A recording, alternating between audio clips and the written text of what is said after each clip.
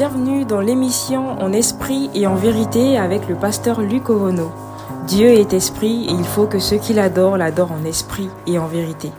Maintenant, passons à l'écoute de la méditation du jour. Que Dieu vous bénisse. Mesdames et messieurs, bonjour, que la grâce de Dieu soit sur vous. C'est le pasteur Luc Owono de l'émission En esprit et en vérité. Aujourd'hui, nous sommes vendredi et nous allons continuer notre enseignement sur la nouvelle naissance. Dernièrement, nous avons fait la distinction entre un religieux qui s'appuie sur sa bonne moralité, sur sa bonne conduite, sur des principes moraux de la vie. Il s'appuie sur sa gentillesse et sa générosité. Il s'appuie sur le fait qu'il va dans les programmes de l'église tout le temps. Et il pense que cela faisait de lui une personne née de nouveau, alors qu'on peut être une personne de bonne moralité, mais cela ne signifie pas que nous sommes nés de nouveau.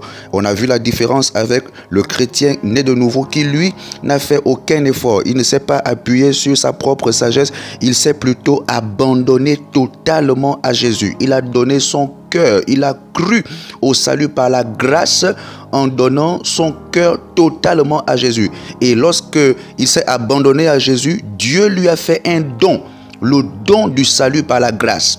Donc, la nouvelle naissance est un don. C'est quelque chose qu'on reçoit comme un cadeau lorsqu'on s'abandonne à Jésus, lorsqu'on l'accepte comme Seigneur, comme Sauveur personnel. Alors, Dieu nous fait le don du salut. Et quand ce don du salut arrive, ce don vient avec un pouvoir de régénération. On a vu cela la dernière fois. Et aujourd'hui, nous allons encore poursuivre cette étude en méditant sur le livre de Jean chapitre 3 à partir du verset 1 jusqu'au verset 7. La Bible dit: mais il y eut un homme d'entre les pharisiens nommé Nicodème, un chef des Juifs, qui vint lui auprès de Jésus de nuit et lui dit: Rabbi, nous savons que tu es un docteur venu de Dieu, car personne ne peut faire ces miracles que tu fais si Dieu n'est avec lui. Une autre chose, c'est que la nouvelle naissance diffère de la religion du fait que les religieux aiment admirer les miracles. Vous pouvez admirer les miracles, comme Nicodème est venu admirer les miracles de Jésus. Mais cela ne signifie pas que Nicodème était né de nouveau. Nicodème a reconnu en lui que peu importe la maîtrise de la Torah, peu importe le fait qu'il était un docteur de la loi, peu importe le fait qu'il avait un statut de chef des Juifs, il a remarqué une différence avec la manière dont Jésus opère. Lorsque Jésus opère, il y a la puissance du Saint-Esprit qui se manifeste. Des malades sont guéris, des morts ressuscitent, des paralytiques marchent, des aveugles voient. Et Nicodème est stupéfait de la manifestation de la puissance. Et il vient auprès de Jésus et il remarque, il admire les miracles de Jésus. Même si vous admirez les miracles, cela ne signifie pas que vous êtes né de nouveau. Beaucoup de gens viennent dans les campagnes d'évangélisation que nous organisons, que les hommes de Dieu, les serviteurs de Dieu organisent dans le monde entier, et ils viennent pour prendre le miracle, ils viennent pour prendre la guérison. Dieu fait grâce à qui il veut. Vous pouvez être guéri d'une maladie. Lorsque nous prions pour vous, vous pouvez être guéri, vous pouvez vivre un miracle. Mais même si vous avez vécu un miracle de Dieu, cela ne signifie pas que vous êtes devenu un enfant de Dieu né de nouveau.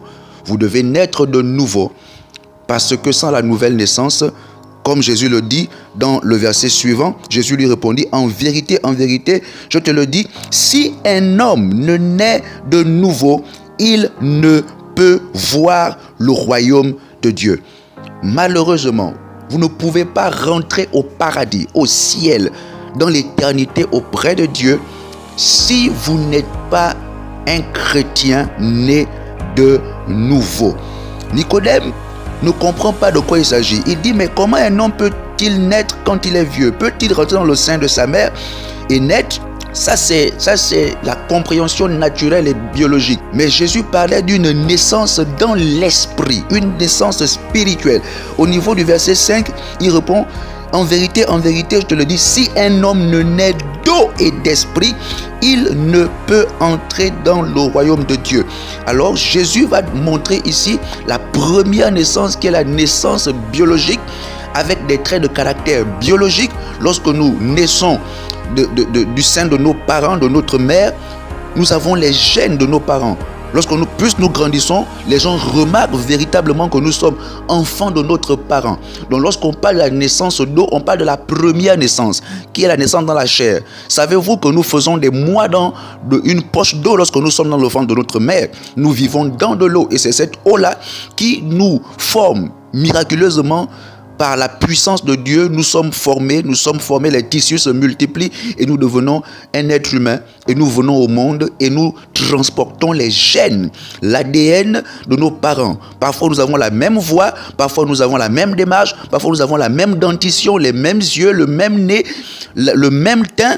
Jésus va expliquer que de même que tu es né de la chair, tu es né d'eau, de même lorsque tu nais de l'esprit, tu nais avec les gènes du Saint-Esprit. Tu nais avec les caractères, les habitudes du Saint-Esprit. La ressemblance de Jésus sera manifeste. Ce ne sera pas du forçage. Tu n'auras pas besoin de rafistoler des méthodes. Tu n'auras pas besoin de faire semblant, de faire la forme d'un enfant de Dieu. Non, parce que lorsque ce gène, lorsque cette naissance se manifeste, il y a un mystère de régénération qui fait en sorte que les sentiments de Jésus, la volonté de Dieu t'animent de manière mystérieuse et miraculeuse. La première chose qui va se passer, c'est que tu auras la haine du mal.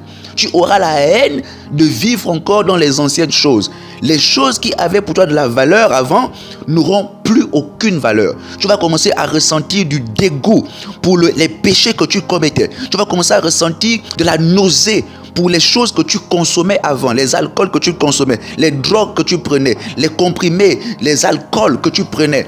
Tu vas commencer à avoir du mal à repartir, fréquenter les anciennes connaissances, les anciennes relations que tu avais avant, les temples magiques que tu visitais avant, la franc-maçonnerie dans laquelle tu allais avant. Tu vas commencer à constater que ce sentiment opposé au sentiment que tu avais avant maintenant se manifeste en toi dès lors que ce don est rentré en toi, dès lors que l'Esprit de Dieu est rentré en toi.